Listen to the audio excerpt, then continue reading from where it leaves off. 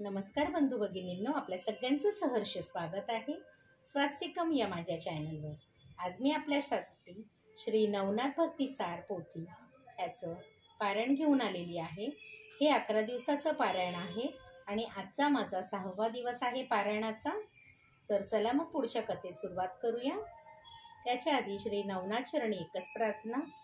श्री नवनाथ आपल्याला ज्या कुठल्या आपल्या भक्तांपर्यंत किंवा ज्यांना माहिती नाही त्या लोकांना सुद्धा नवनाथाचा महिमा कळायचा असेल त्या सगळ्यांपर्यंत हा व्हिडिओ नक्कीच पोहोचू दे आणि त्यांच्याही मनातील सर्व इच्छा पूर्ण होते, त्यांना धन संपदा आरोग्य सर्व काही प्राप्त होते। ओम चैतन्य नवनाथेभ्यो नमः।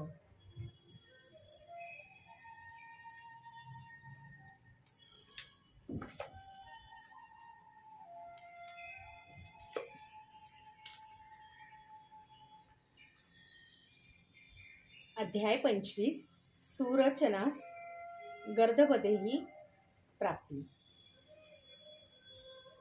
श्री गणेशाय नमः। भ्रतरींना बरोबर घेऊन प्रवास करत ते व्यापारी अवंतीपाशी आले आणि सूर्यास्त झाल्यामुळे नगरीबाहेरील एका धर्मशाळेत मुक्कामास राहिले। प्रहर रात्रीच्या सुमारास ती सर्व मंडळी शेकोटी करून अंग शेकत बसलेली असताना सर्वत्र कोल्हेकुई ऐकू येऊ लागली।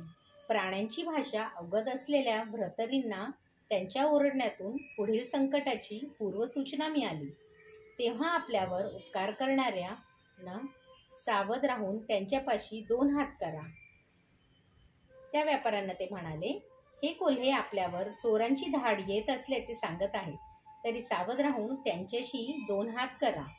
ते ऐकून सर्वांनी आपापली चीज वस्तू लपवली आणि शस्त्रसज्ज पण आधीच तयारी असल्यामुळे त्या व्यापाऱ्यांनी त्यांच्याशी शर्तीची हातघाई करून त्यांना पिटाळून लावले। भ्रतरीमुळे सर्वांवरील अरिष्ट टळले म्हणून त्या सर्वांनी त्याचे कौतुक केले। त्यानंतर ती सर्व मंडळी जागत बसली। उत्तर रात्री पुन्हा एकदा कोल्हेकुई ऐकू येऊ लागली। तेव्हा व्यापाऱ्यांनी जिज्ञासापोटी भ्रतरींना त्यांचा अर्थ विचारला।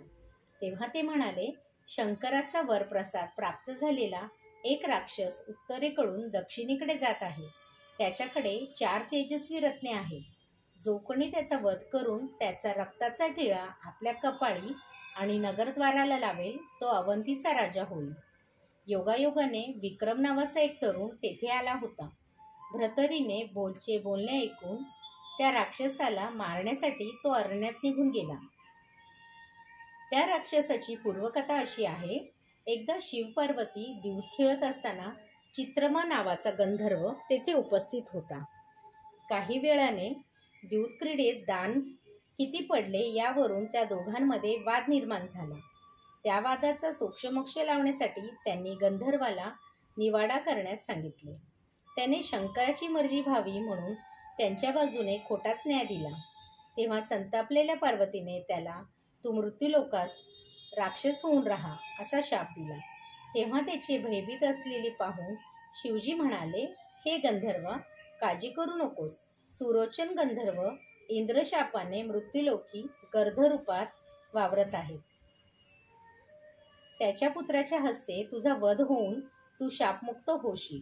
सुरोचन पुत्र विक्रमास तुझी माहिती भ्रतरीनाथांकडून कळेल। ते ऐकून चित्रमा गंधर्वाने समाधान झाले। त्यानंतर शापानुसार राक्षस देह प्राप्त होऊन तो मृत्यूलोकी संचार करू लागला। आता सुरोचन गंधर्वाची कथा ऐका। एकदा इंद्राच्या दरबारात अप्सरांचे नर्तन चालले असताना मेनकेने सौंदर्य पाहून सुरोचनाची कामवासना अनावर झाली। तो इंद्रसमक्ष जागेवरून उठला आणि त्या सभास्थानी मेनकेच्या अंगाशी लपट करू लागला। त्यामुळे ती गडबडली। त्यावेळी त्याच्या अशोभनीय वर्तनेमुळे कार्यक्रमाचा रंगभंग झाला।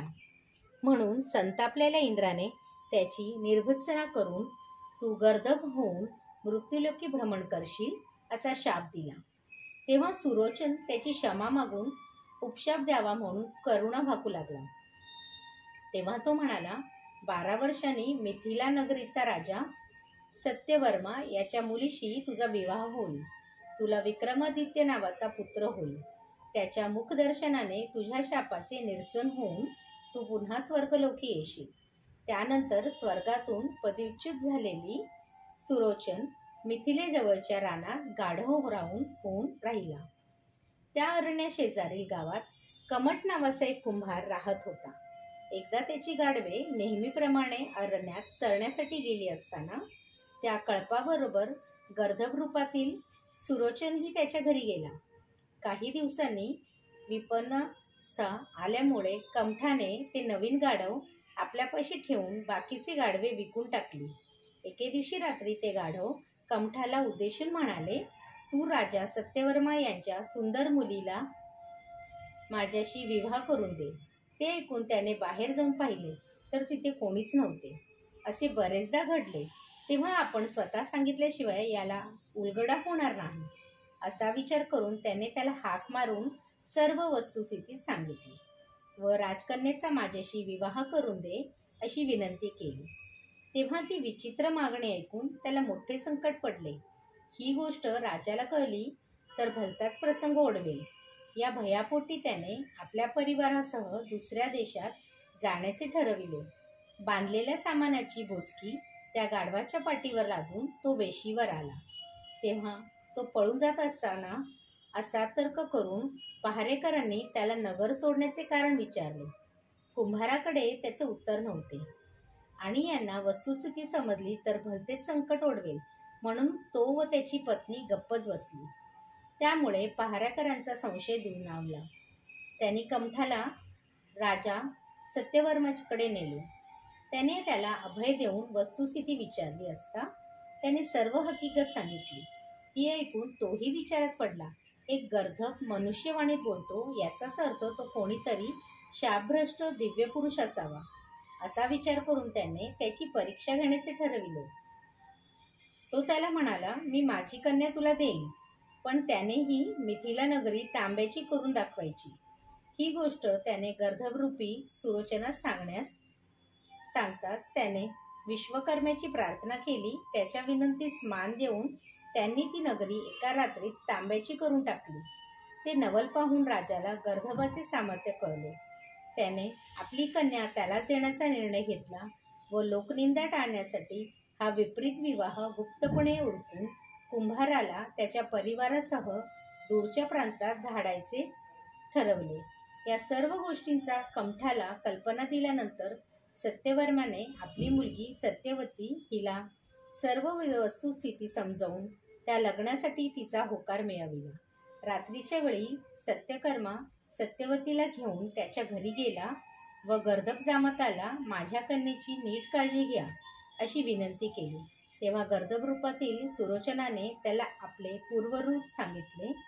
ते ऐकून राजा समाधानाने घरी परतला आणि कमठाने सपरिवार अवंतीचा रस्ता धरला. अध्याय 25 समाप्त. श्री दत्तप्रभू पर्णमस्तु. शुभं भवतु, शुभं भवतु, शुभं भवतु.